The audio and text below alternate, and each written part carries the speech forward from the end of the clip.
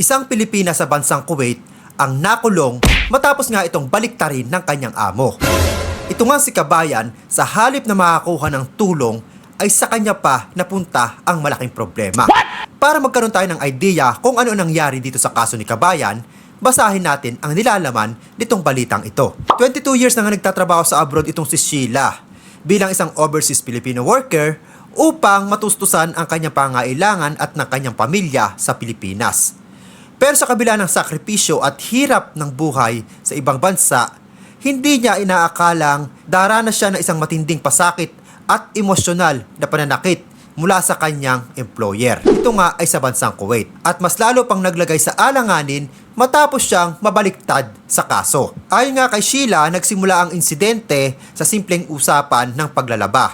Matapos nga niyang labhan ang dalawang malalaking maleta ng mga damit, kinwestiyon siya ng kanyang mga amo kung bakit daw mabilis na uubos ang fabric conditioner. Ipinaliwanag nga niya ito na 2 buwan na nga raw itong ginagamit at marami talagang nilalabhan. Ngunit, sa halip na maunawaan, nauwi di umano sa panakit at ikinento nga ito ni Sheila na binaluktot pa ang kamay nito at sinabunutan pa ito ng ilang beses at sinuntok sa ulo. Tumama pa di umano ang suot na bracelet ng amo nito sa kanyang ulo, dahilan upang ito'y mamaga. Tinangka nga rin daw umano ng kanyang amo na kuhanin ang kanyang cellphone para maputol nga ang komunikasyon nito sa labas. So sa gitna ng takot at sakit, nakahanap nga ito ng pagkakataong makatakas at nagtungo nga ito sa pulisya upang magsumbong. Pero sa hindi inaasahang pagkakataon, ang pagrereklamo sanang ito na magsasalba sa buhay nitong si kabayan ay nauwi nga sa isang bangungot at nagdala pa sa kanya sa loob ng kulungan matapos nga itong baligtarin at akusahan ng pagnanakaw na nagkakahalaga ng 500 Kuwaiti dinar. Pakinggan nga natin itong simpatya ng isang OFW din na domestic helper na nagtatrabaho sa bansang Kuwait kung saan ay ipapaliwanag niya para maintindihan ng mga kapwa natin Pilipino na imposible ang binibintang na ito kay Sheila. Panuorin natin ang videong ito ni kabayan. Sensitibo ang topic na to, pero may lesson learned tayong makukuha dito. Panoodin mo to hanggang dulo. Medyo nang init ulo ko dito eh. So ito ay courtesy from DMW. Okay?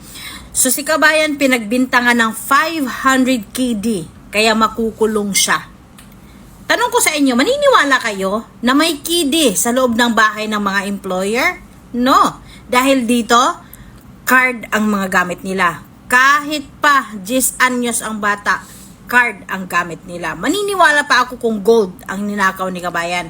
Pero kung KD, hindi ako maniniwala dahil walang pera o pira na papel sa loob ng bahay ng mga employer. Kaya isa to sa mga sinasabi ko sa inyo guys na kahit sobrang matagal na kayo sa inyo mga employer, wag na kayo magiging kampante. Kasi alam nyo, kahit gaano kayo katagal sa bahay ng employer ninyo, hanggat sila mismo ang aayaw sa'yo, maghahanap yan sila ng rason para mabigyan ka ng problema at ikaw ay mapipilitan na aangkinin ang mga kasalanan na ipagbibintang sa inyo. Kaya lagi ko nga nire-remind sa inyo kailangan may mga bangko talaga kayo para wala kayong KD na hawak.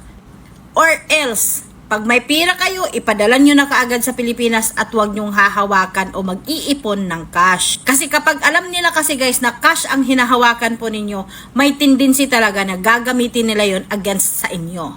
Kaya kung ikaw yung tipong tao na mindset mo, mag-iipon ako sa cash, sinasabi ko sa'yo, wag mong gagawin yan. Mag-open ka ng bangko kung nasan ka mang sulok ng mundo.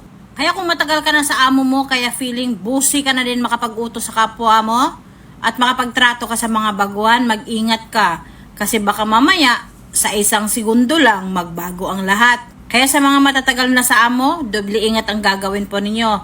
Panatilihin pa din magiging humble at panatilihin pa rin yung marunong kang makisama. Huwag basta-bastang maniniwala at huwag basta-bastang magtitiwala. Kaya mga kababayan, matagal ka man o bago pa sa bahay ng mga employer po ninyo, doble ingat kayo.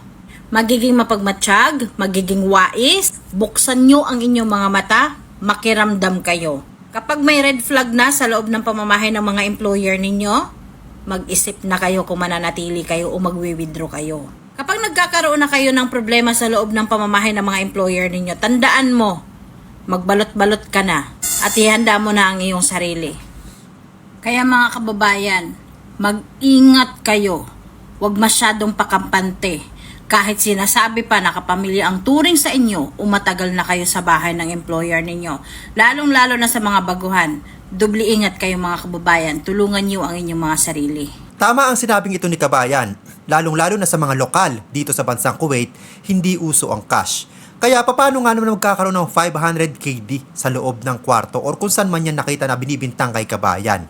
So ito nga dahil nga nakita ng amo na medyo agrabyado sila sa kasong isasampa nito, siguro nga nung nag-report sa police station meron pa nakita mga pasa or kahit ano pa man yan na ebidensya para nga makasuhan ng mga ito. Syempre pag mga ganyang silat sila ang magkakasuhan, iniingatan nila yan hanggat maaari hindi maparusahan yung mga kalahi nila. Kaya naman sa ating mga kababayan, sabi nga nito si Kabayan, huwag kayong pakampante kahit matagal na kayo sa inyong mga amo. Laging mag-ingat, laging talasan ang mga isip at pakiramdam dahil sa isang iglap, pwedeng magbago ang lahat. Kung akala nyo, pamilya ang turing sa inyo, hindi nyo alam, baka ipahamak na kayo. So ingat lagi mga kabayan.